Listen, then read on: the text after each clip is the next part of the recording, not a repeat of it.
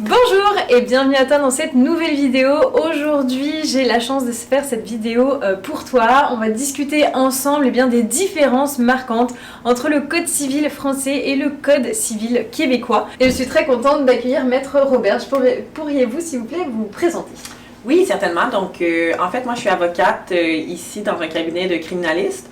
Donc, c'est sûr que je me spécialise plus en droit criminel. Oui. Et ça fait là, pratiquement, ça fait presque 2 ans, ça va faire 2 ans en février que je suis avocate criminaliste. Très bien, super. Au Québec, c'est un système donc common law, mais vous avez quand même un code civil.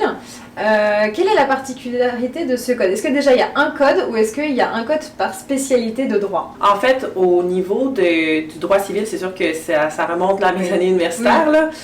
Mais au niveau du code civil, essentiellement, il y a un code civil et la plupart là, des sections vont venir regrouper les différents sujets de droit. Tout à fait. Et il va y avoir des lois connexes. Il y en a certaines qui vont se trouver dans le manuel, si on peut dire, là, le livre en tant que tel, qui vont se trouver à la fin en tant qu'annexe.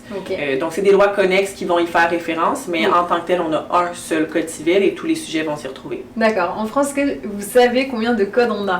J'en ai aucune idée, mais j'aurais tendance à dire beaucoup. 73. 73. 73. Ouais, c'est un truc de malade. Nous, on aime beaucoup écrire et mettre ça dans le livre. Oui, c'est principalement ça la différence aussi entre la common law et le droit civil. Ouais. Puisque tu travailles en droit criminel, c'est du droit pénal, sur quel texte tu te bases quand tu dois plaider ou étudier un dossier? C'est essentiellement de la jurisprudence ou est-ce qu'il y a des textes de droit pénal dans le code civil? En fait, il n'y a pas de droit pénal dans le code civil, puis la grande différence, c'est que c'est une compétence qui est fédérale. Donc, le droit civil, c'est vraiment tout ce qui a trait aux compétences provinciales. Oui. Donc, les deux ne vont pas s'entremêler. Donc, quand on est accusé d'une infraction criminelle au Canada, partout, ça va être une référence au code criminel canadien. Très bien. Le code criminel canadien, c'est quelque chose, c'est codifié. Donc, il y a des règlements, il y a des lois qui sont codifiées. Mais c'est pas, essentiellement, c'est contrairement au code civil ou au droit civiliste, c'est un peu moins codifié. C'est-à-dire qu'il y a beaucoup de procédures ou de règles, de principes qui vont venir ressortir plus de la jurisprudence, qui ne seront pas nécessairement textuellement codifiés. Oui, c'est vrai que vous faites référence beaucoup un peu au système du précédent. Qu'est-ce que vous voulez dire? Un petit peu comme dans les pays du common law, à savoir se baser sur la jurisprudence pour pouvoir défendre. Oui, effectivement. Comment ça se passe concrètement? Tu fais beaucoup de recherches juridiques?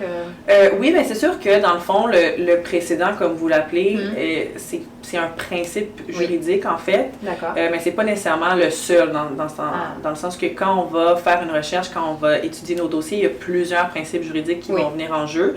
Donc oui, le précédent, c'est quelque chose qui peut être important dans le sens qu'on va regarder essentiellement qu'est-ce que les décisions antérieures, qu'est-ce que ça a donné, c'était quoi le résultat, c'était quoi qui avait été étudié. Mais c'est un parmi tant d'autres. Il y en a plusieurs principes qui sont utilisés là, en droit criminel. Ok, très bien. Moi, ce que je dois dire, c'est que quand j'ai commencé le droit, au départ, ma première année, c'était essentiellement du droit civil. Et c'est vraiment la plus grande différence marquante entre le droit civil et la common law, c'est l'organisation. Vous avez 73 codes, là, mais c'est organisé à la lettre. Là, tout est très clair par chapitre.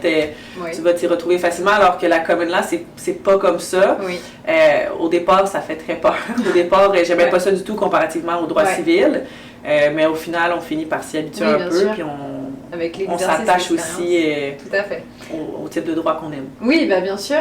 Et c'est vrai que nous en France, donc comme je l'expliquais, nous on est très, on est une tradition civiliste, donc on s'appuie vraiment sur des textes de loi, etc. On a beaucoup de codification, on aime beaucoup créer des lois, mais parfois la quantité fait pas la qualité.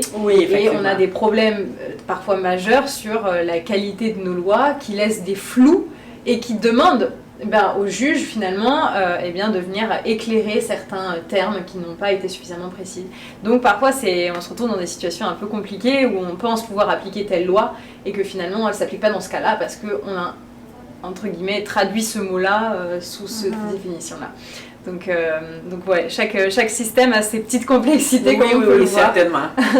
Très bien. Et écoute, merci beaucoup pour ton temps. Merci de nous avoir un petit peu éclairé sur le droit québécois et faire cette distinction-là.